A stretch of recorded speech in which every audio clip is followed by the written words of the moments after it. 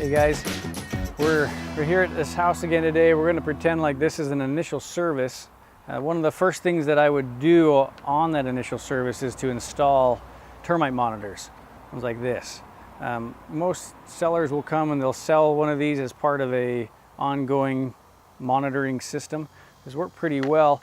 One of the things that's important is putting them in locations that are going to have the highest chance of getting hits from termites. And so when you look at a home, there's a couple of things that you'll want to look for. The first one is wood to soil contact. So if you have any place around the exterior of the home where the siding is reaching the soil, where you've got fence posts and deck that's meeting the mulch, those will be areas where you're going to want to put those. The second one, which I'll show you here right now, is inside corners. So if you come with me just over here, you'll see that if there is going to be water or moisture in a location that will pool up and stay there for a long time, keeping in mind that termites enjoy moisture, in fact they need it to survive, you'll find that inside corners like this one over here, and that one over there to the left, and then just one around the corner should probably have one. When you look at things like this, you'll see this siding is down pretty low to the ground.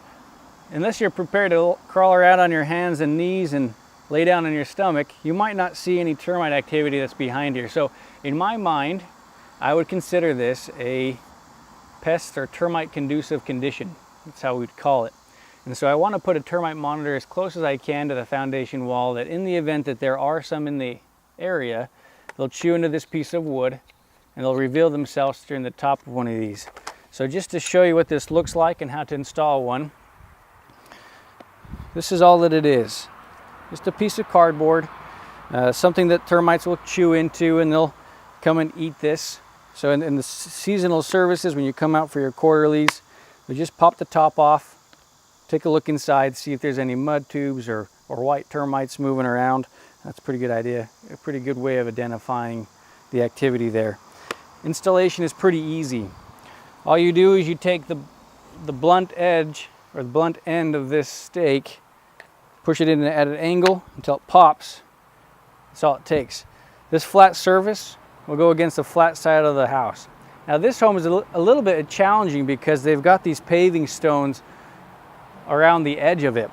So you're going to do the best you can. We're not going to remove or put back any of these paving stones. So you just do the best that you can. In a situation like this, I'm going to get it as close as I can. So you're just going to take this, stick it into the ground, give it a good push, making sure it's flat. It's about the best that you can do. If it's challenging to get into it, don't be bothered by having to put a foot on it. So to continue on, I'm going to step back here. I'm going to put another one over here on this corner. Same process.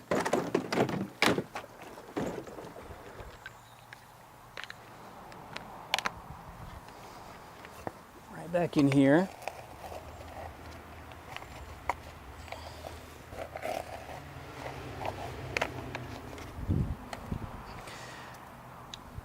One thing you'll have to keep in mind is when you put one of these out, remember that the next technician doesn't know exactly where you put one. So make sure that it's visible, that you're not fighting through too many bushes to put it in there, or else they'll never get checked again, unless somebody's kicking around the dirt, which they should do, but let's just make it easy for everybody. Let's come around to this other corner.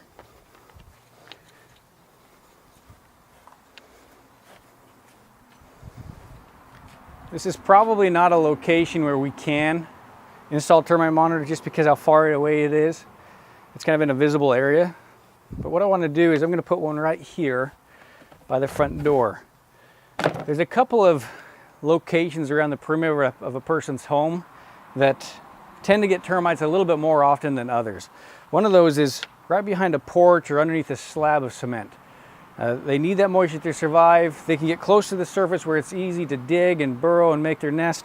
It's still wet, still moist. They're going to want to be there. Plus, behind this, there's usually a crack behind a piece of slab like this. They'll come up behind that, not visible, out of the sun. They'll get into the pieces of wood and not even be seen. They can do that for years without any evidence. So I'm going to want to put one as close to that as I can. So this is an example of just a flat slab, I think around the front we'll have another better slab we can show that as well. All right, so this is a perfect example of a really conducive condition for termites. So if you look closely, you can see that this is cinder block. I don't know, John, can you see that very well? So it transitions from stone to cinder block, and as we progress, it goes back into stone foundation over here to your left. You can see this crack that over time it gets created. If a termite's in this area, it'll go on the inside of this crack and find its way again into the sill plate or into the wood portions of the home. And so naturally you're going to want to put a monitor in a location like that. Another thing worth reporting or recording is look at this. Look where we're standing. It rained probably a couple of days ago. Look how moist this is. I mean, you just step in it, there's water there. This is pooled up water. This is something that's going to be something that termites really like. So having a monitor here in an area that's probably a likely place to get it, probably the right idea for our customers, because we, again, our main goal, our priority is to protect their homes from termites, monitor them sooner. Another good place for a termite monitor is just to your left over here a little bit more, right here as well, where it looks like there's possibly an addition here, where you had one portion of the home that was built one year and they added on to it another year. Not sure if that's what took place, but that's what it appears like for here. So you want to put another monitor in a location like this.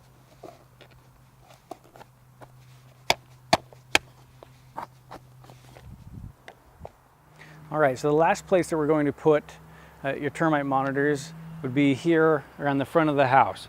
This is kind of an important one. I talked about it before, about a slab and going on either side.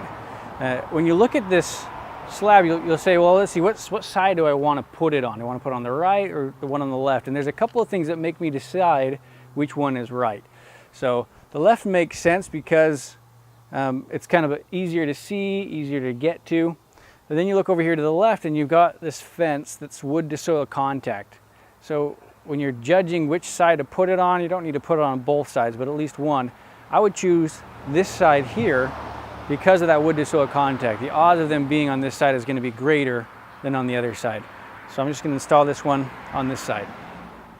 All right, so we just got done installing the rest of the termite monitors. As a recap, there's a number of places where you want to make sure that we put these termite monitors. Number one, wood to soil contact. Anywhere where wood comes in contact with the soil, try to find a place to put termite monitors. Number two, it's going to be high moisture areas, just like we saw on the other side of the house, swampy places, places that don't dry up very quick, especially if they're really close to the foundation wall. Number three, cracks in the foundation wall. Again, it's a place where termites can find their way into the wood without being identified. Whenever there's an addition, a 3-season room, an add-on that they added on after the original portion of the home, put one in those cracks as well, in those corners. And then the last place would be, again, these porches, front or left side or right side is where you're going to want to put those. Probably 80% of the termite jobs that I do, termites are usually behind that front porch. So make sure that you're looking for those 4 or 5 places, make sure you're putting them in the right spot. So ultimately, the goal for these is to be able to identify termites in that area sooner than later. And that's a lot of value for our customers, and for many of our customers here in New England, or at least on the East Coast, it's a big deal for them. So make sure you communicate to them and teach them about the value of these termite monitors.